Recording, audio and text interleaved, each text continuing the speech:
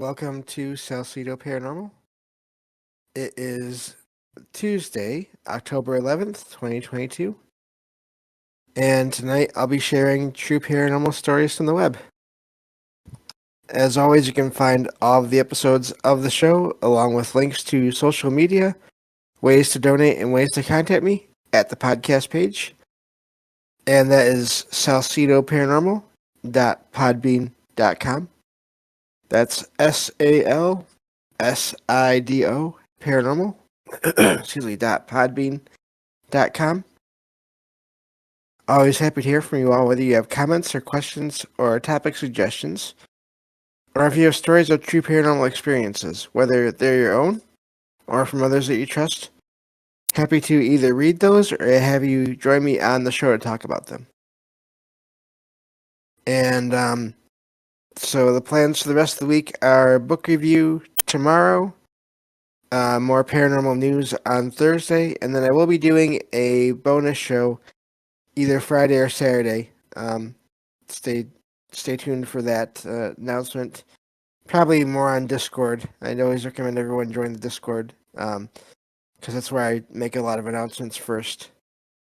And just talking about interacting with spirits in the cases where it does seem to be a spirit in your home or in your workplace. There was a friend's show last night, Trouble Minds Radio, that I called into, and I feel like I could expand on that call I made into that show. I definitely checked that show out as well, and I think I could just do a whole show based on that. So, yeah, that'll be either this Friday or Saturday, the usual time, 8 p.m. Eastern, and we'll go from there. So, thank you all for being here. I see you all here in the live stream. Thank you all for joining me, and also thank you all for listening on the podcast and YouTube feeds as well. So always appreciated, and I think that takes care of everything. So I will get to the stories. I have 3 of them tonight, again, and I'll get started on this first one now. So, and I found these just before, not too long before the show started tonight. This one says, I've carried this experience with me for over 15 years. I was 13 when this happened. I've always had odd experiences, but never anything as prominent as this. My mother, stepfather, and I all lived in a 2-story apartment in the Nashville area. My parents' room was on the bottom level, and my room was on the top. My futon bed sat nestled against the wall, between 2 regular windows. We were tight on money back then, so I didn't have a lot of things filling my room. Even as a child, I tended to wake up between 12 a.m. and 2 a.m. every night, which has carried into adulthood, and I would just roll over and go back to sleep. This night was different, though. I woke up in the early morning hours, snugly tucked into my covers. When I opened my eyes and looked towards the foot of my bed, there was a man, though not one that looked like he fit in this era. The man was not old, frankly looked more of a boy than a man in the face, with shorter, cropped, dark hair and a thinner face. He had almost a translucent look to him.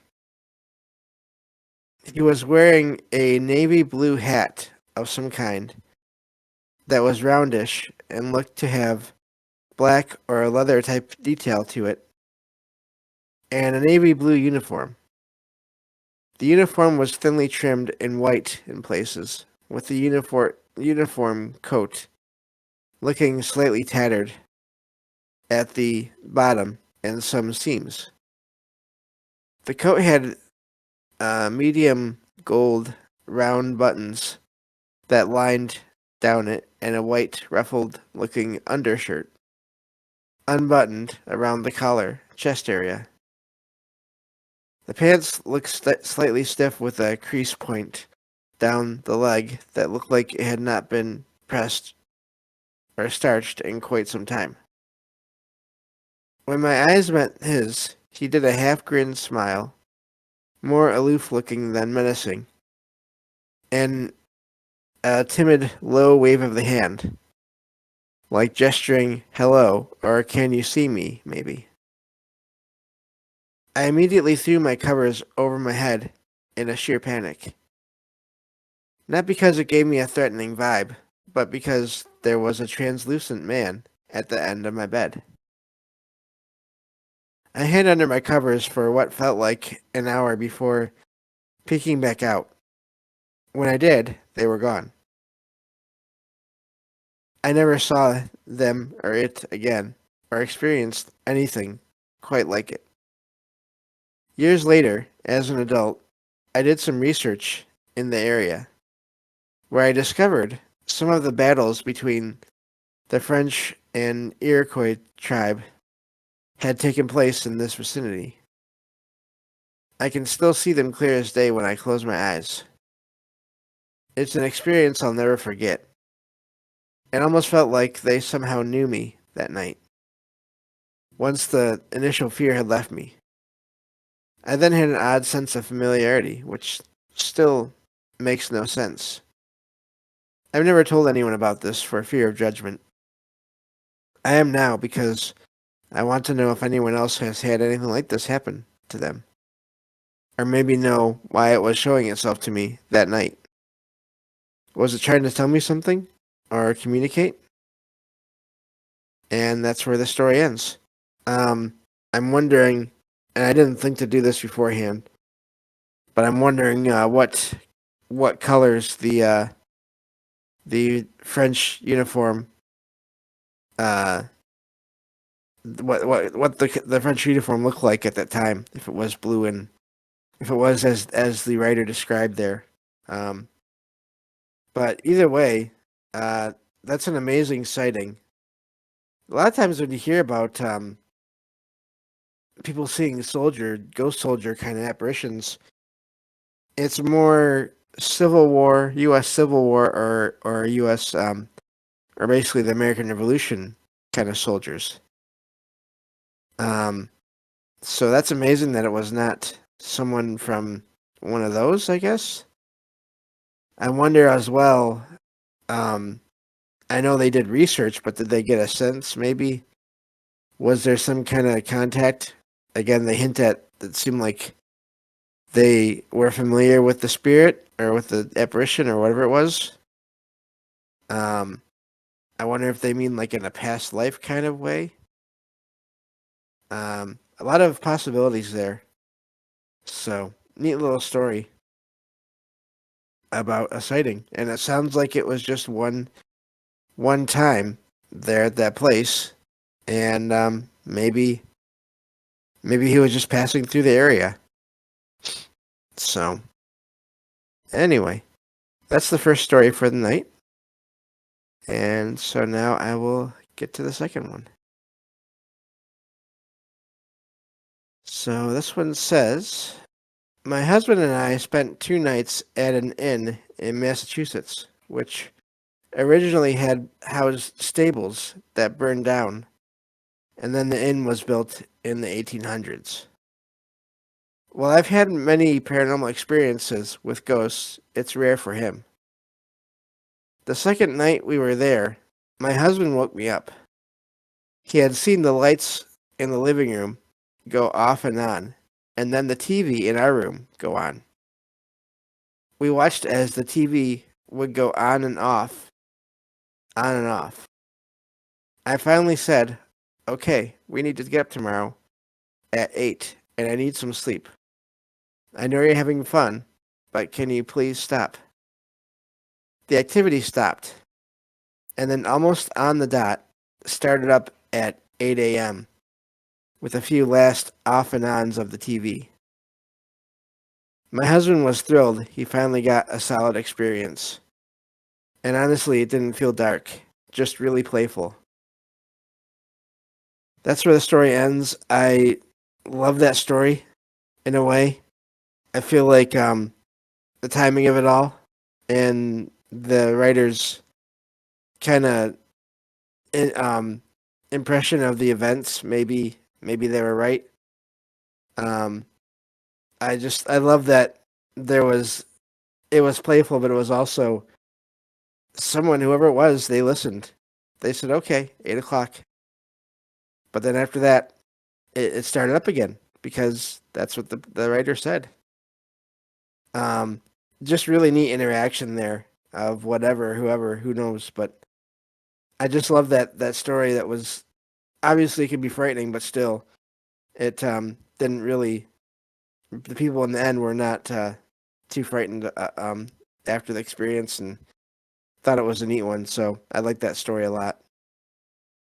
So now this last one, I'm just going to start this one by saying I've heard and read some amazing shadow stories before.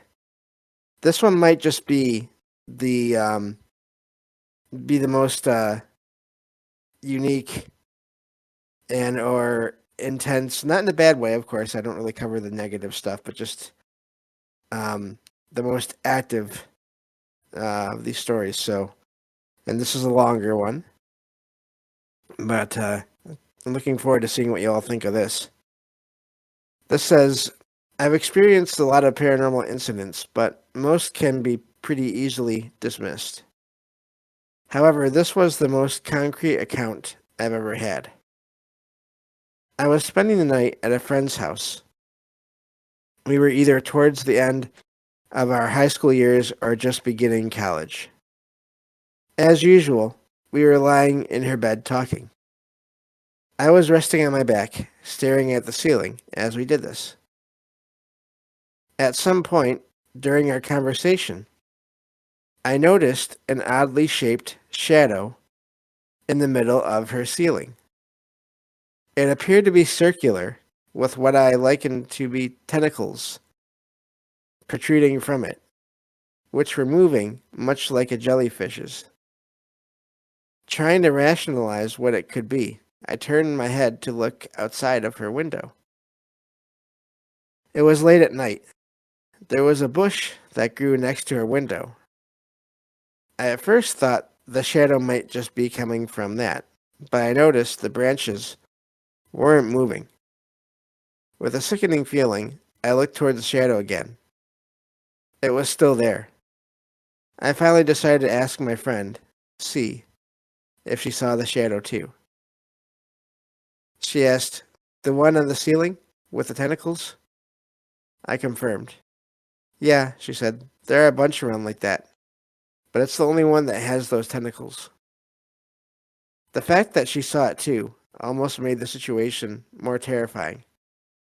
It got even worse though, because as soon as she acknowledged its existence, the shadow began to move towards us across the ceiling.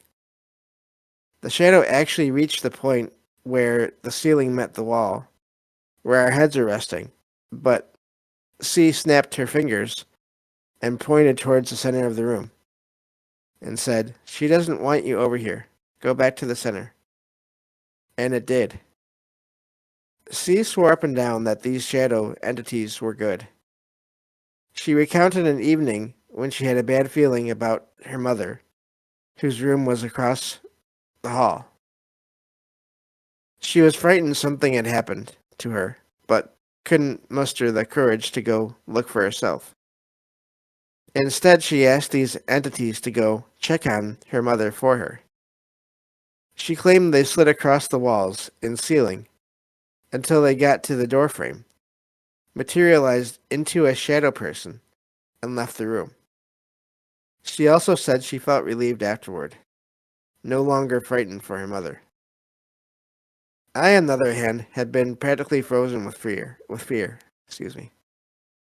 It had all seemed like bad energy to me. I suggested maybe they were deceptive, but she wrote that off. It says, at the time I was Christian. I'd now describe myself as an agnostic spiritualist. and I prayed over the house. She made the comment a few weeks later, I can't even talk tonight, that she hadn't seen them, but they eventually returned. Maybe they truly were harmless, and I was simply being closed-minded. But I just didn't feel right when I saw that thing. To this day, I still wonder what it was and what it wanted. So, that is quite the story. Um, that is, I don't even know what to make of that. I'm glad that the person that had to stay there at that house didn't feel any harm. I always wonder with these things too, if when people get different feelings from these things, is it always because they're resistant to the idea because it goes against what they believe? And that's nothing against anyone, this writer or anyone, and what they believe necessarily. Or is it because these beings are intentionally giving off these feelings? Um, or is it just a case of if there's so much energy in a place, maybe people can um, get frightened just because of how intense it is, and maybe mistake that intensity for negativity. Um, but that is an amazing story there, um, of that person in that house and their experiences, and then the writer having that one with him that one night. I wonder as well. It mentioned that these things, there were several of these things, and they combined at one point to make a shadow figure that then moved through the rest of the doorway, basically. So of course, then the next question is: how many shadow figures out there? How many of them are actually collectives of several, one or more beings that are just moving around in that shape? Um, so I thought that was an amazing story because it brings up so many questions there as to what's going on and how all that works. I had never thought of the possibility of a a group of these things, but that's taking one shape, almost like how, I guess, in a way, how some animals will gather together and make different shapes. I believe I heard that before. And yeah, so I found that story and I had to share that because I've heard and read some amazing shadow figure stories and shadow stories, but nothing quite like that one. I don't think, at least not yet, not that I can remember anyway. So, but that's all I have for tonight. Um, thank you all for listening, and I'll be back tomorrow with a book review. I still don't know for sure what's going to happen. Depends on how much I'm able to get through tomorrow, as far as if I'm able to read or listen to more content or not. If not, then I'll just review another Stephen King book. But so it'll either be King or Lovecraft again, like I said before. So one of the two. Um, so thank you all for listening, and I will talk to you all tomorrow night on the next episode of Salcedo Paranormal. Take care, everyone.